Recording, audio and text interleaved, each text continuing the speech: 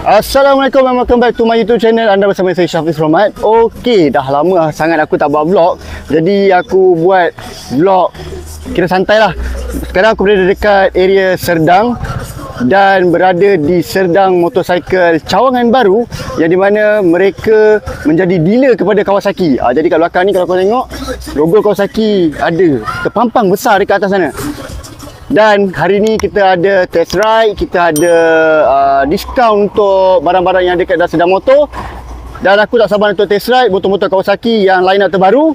Jadi aku tak nak cerita panjang, jom kita masuk ke dalam tengok apa yang ada. Let's vlog.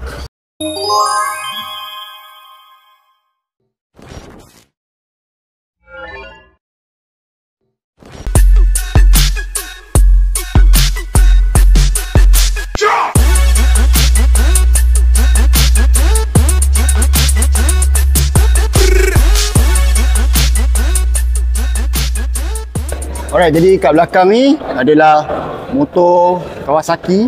Ada model baru dan juga ada model yang kira tahun ke belakang lah. Tapi masih lagi teknologi yang terkini, bukan backdated punya lah. Pengunjung tengah tengok motor kat belakang.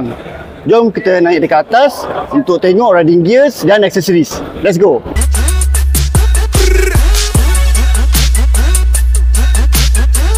Jadi inilah dia, kira kawasan aksesoris dan juga riding gear lah oleh Serdang Motorcycle, yang dulu branch lama dekat Serdang dan kini dia pindah dan tambah lagi bermacam-macam aksesori.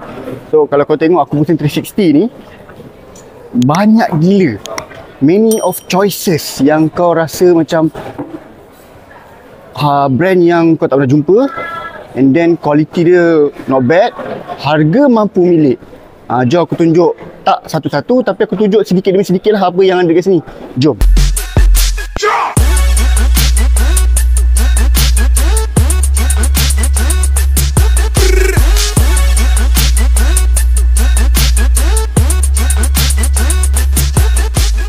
Alright guys, jadi itu saja perkongsian aku berkaitan vlog dekat Serdang Motorcycle ni dan pembukaan ataupun Serdang Motorcycle sebagai dealer Kawasaki. Jadi kalau korang cari barang-barang riding gear dekat area Serdang ni, korang boleh cari dekat Serdang Motorcycle.